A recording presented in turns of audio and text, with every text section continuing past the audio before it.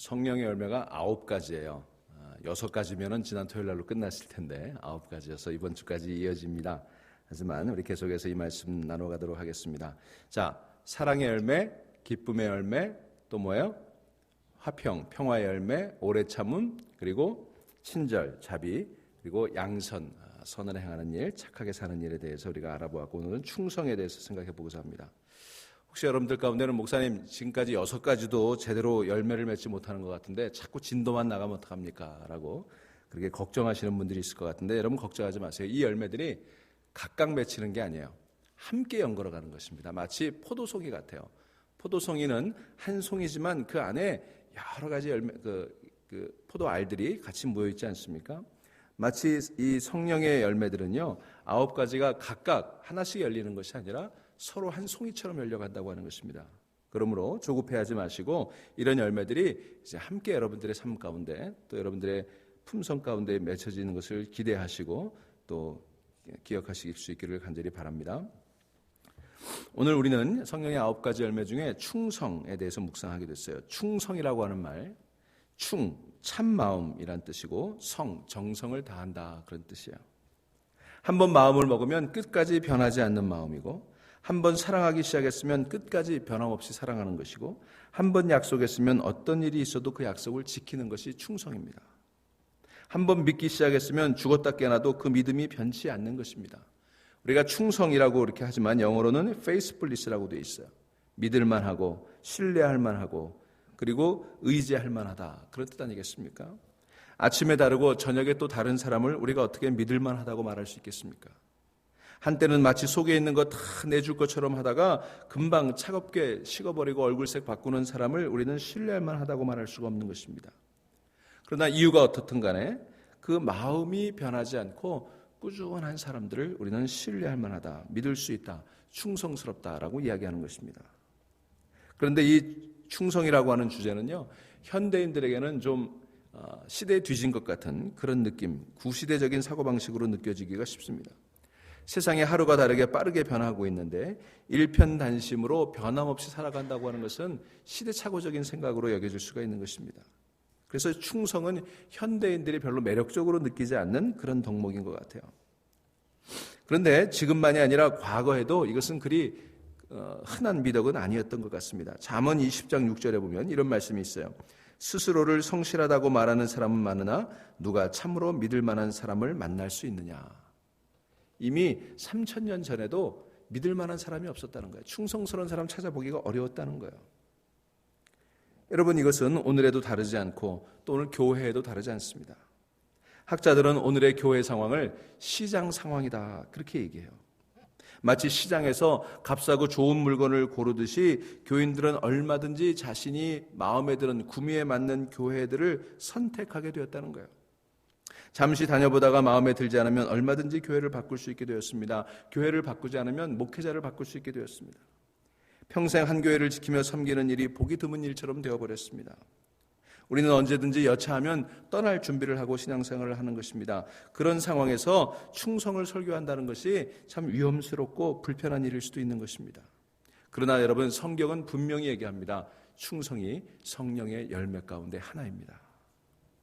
성령의 지배를 받으며 살아가는 사람들은 하나님의 성품에 참여하게 되는데 바로 그 하나님의 성품 가운데 하나가 충성이에요.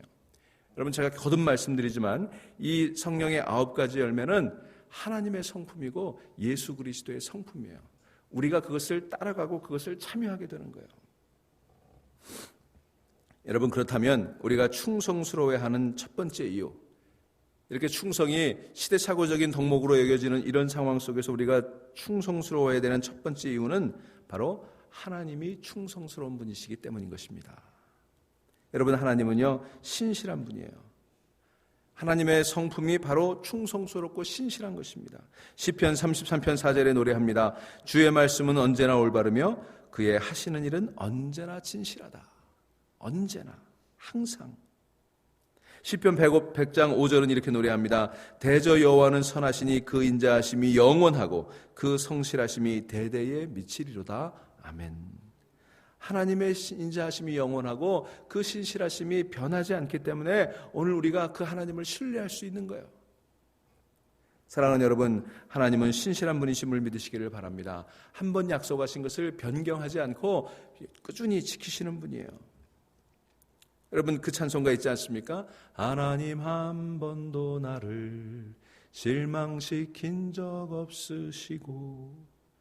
여러분, 하나님은요 우리를 실망시키지 않으시고 늘 그 약속을 변함없이 지키시는 분이신 줄로 믿으시기를 바랍니다. 우리가 예배 시작하면서 부른 찬송 393장 오 신실하신 주, 오 신실하신 주. 여러분, 그 신실하신 하나님을 따라 살아가는 저와 여러분들 될 수 있기를 주의 이름으로 간절히 축원합니다.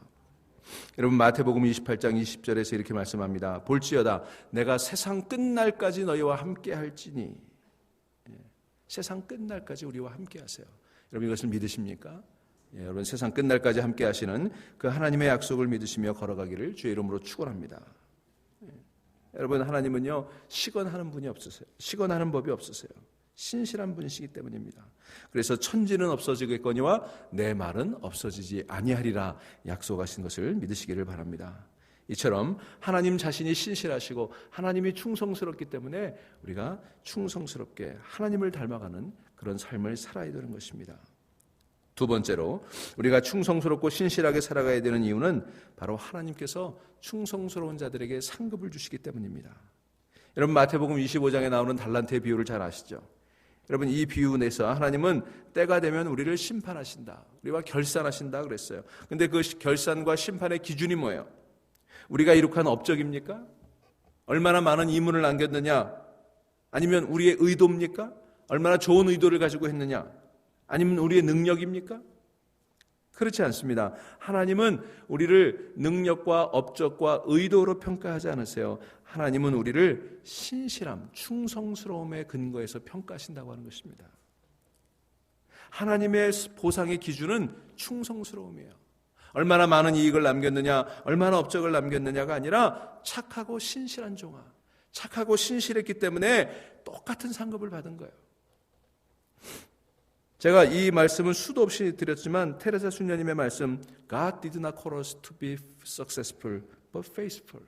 하나님은 우리를 성공하라고 부르시지 않고 신실하라고 부르셨어요. 여러분, 솔직히 우리 가운데 세상적인 기준으로 보면 성공한 사람이 얼마나 됩니까? 앞으로 성공할 사람이 얼마나 됩니까? 우리는 그저 주어진 삶을 가장 고단하게 전쟁을 치르듯 거의 버티며 살아가지 않습니까? 평생을 그렇게 살아가야 될지도 몰라요. 하지만 그런 우리들을 그런 상황 속에서도 신실하게 정말 남에게 내세울 것도 없고 자랑할 것도 없는 삶을 그저 붙들고 살아가는 우리들의 그 신실함을 하나님께서 귀히 여기시고 축복하시고 상 주실 줄 믿습니다. 그래서 저는 하나님이 좋아요. 그래서 하나님이 좋아요. 여러분, 하나님이 우리에게 요구하시는 것은 대단한 것이 아닙니다. 커다란 성공을 원하시지 않습니다. 위대한 업적을 쌓으라고 하시지 않습니다. 우리에게 한 가지 요구하는 게 있다면 신실함, 충성스러움, 여러분의 한결같은 모습인 것입니다. 여러분, 우리는요 충성스럽지 않아요. 우리는 참 변덕스러워요. 이랬다 저랬다 하기가 쉽습니다. 이게 우리의 나약함이에요. 그러나 우리가 성령을 쫓아 살아가면, 성령의 소욕을 따라 살아갈 때 우리는 성령의 성품에 참여하게 되고 하나님의 성품에 참여하게 됩니다. 주님을 닮아서 충성스럽게 되는 거예요. 나 자신은 충성스러울 수 없고 신실할 수 없지만 우리가 주님의 성품을 닮아갈 때 주님처럼 성령의 열매를 맺고 그리고 충성스러운 사람이 되는 줄로 믿습니다. 충성이 성령의 열매라고 한다면 여러분, 우리가 지금까지 살펴본 다른 열매들하고도 상관관계가 있어요. 자, 우리가 앞에서 살펴본 그 열매들이요 다 충성과 연계가 있어요. 왜냐하면 앞서 얘기한 것처럼 따로따로 열리는 열매가 아니기 때문에 그렇습니다. 여러분, 사랑의 열매를 한번 생각해 보실까요? 충성은요 사랑의 열매와 함께 가는 것입니다. 여러분이 만일 어떤 사람을 진심으로 사랑한다면 이렇게 말할 거예요. 비록 오해와 실망과 낙심이 있을지라도 나는 당신을 사랑하는 일을 그만두지 않겠습니다. 많이 해보셨던 얘기죠? 여러분, 이게 진정한 사랑이에요. 여러분, 살다 보면 오해가 생길 수도 있습니다. 실망한 일이 생길 수도 있습니다. 낙심할 수도 있는 것입니다. 여러분, 결혼 전에는 천사인 줄 알았는데 살다 보니까 천사가 아니에요. 이슬만 먹고 사는 줄 알았더니 밥을 얼마나 많이 먹는지 몰라요. 잠잘 때 곱게 공주처럼 자는 줄 알았더니 입을 벌리고 자는 것입니다. 심지어 코를 갈고 골고 이를 갈기까지 하는 거예요. 눈에는 늘 초롱초롱한 눈망울만 있는 줄 알았더니 눈곱이 끼는 거예요. 여러분, 그렇다고 사랑하는 일을 그만두게 되면 그것은 충성이 아니에요. 그래서 사랑은 따로 있는 게 아니라 사랑은 충성과 함께 가는 것입니다. 우리가 결혼 서약할 때 얘기했던 것처럼 건강할 때나 병들 때나 항상 변함없이 사랑하는 게 진짜 사랑이에요. 그래서 사랑의 또 다른 말이 충성이에요. 그러니까 사랑과 충성은 다른 열매가 아니라 하나예요, 사실은. 여러분, 어떤 사람이 주님을 사랑한다고 합시다. 말은 그렇게 하는데 실제로는 충성스럽게 주님을 섬기지 못해요. 기분에 따라 왔다 갔다 합니다. 주일 성수하는 일에도 충성스럽지 못합니다. 헌금 생활하는 것도 하나님 앞에서 정직하지 못합니다. 신앙의 열심이라고 하는 것도 그렇게 변덕스러울 수가 없습니다. 어느 때는 참 열심히 하는 것 같지만 금방 싸늘하게 식어버립니다. 그렇다면 그 사람이 주님을 사랑한다고 하는 말을 우리가 어떻게 신뢰할 수 있겠습니까? 여러분, 신앙생활하다 보면 어려울 때도 있어요. 신앙이 식어질 때도 있습니다. 실망할 일도 생겨요. 교회에 교인에게 목회자에게 실망한 일들이 생겨요. 다른 사람들 때문에 낙심한 일도 생겨요. 상처받은 일도 있습니다. 그러나 충성스러운 사람은 이렇게 말합니다. 비록 오해와 실망과 낙심이 있을지라도 나는 주님을 사랑하는 일을 그만두지 않겠습니다. 왜냐하면 충성된 하나님께서 나를 충성의 자리로 부르셨기 때문입니다. 여러분, 그게 사랑이고 그게 충성이에요. 여러분, 사랑과 충성이 늘 함께 가는 것을 믿으시기를 바랍니다. 우리는 그 충성의 가장 본보기를 예수님에게서 볼 수 있어요. 마태복음 16장 21절에 예수님은 제자들에게 자신의 십자가와 고난과 죽음을 이야기하십니다. 그 말을 듣고 베드로가 간곡하게 말합니다. 주여, 그리 마옵소서. 이 일이 결코 주에게 미치지 아니하리이다. 그랬더니 예수님께서 베드로를 심하게 꾸짖으셨어요. 사단아, 내 뒤로 물러가라. 아니, 고난의 길 가겠다는 선생님을 막는 제자를 사단이라고 부르셨어요. 그러면서 뭐라고 말씀하셨습니까? 너는 하나님의 일은 생각하지 않고 도리어 사람의 일을 생각하는도다.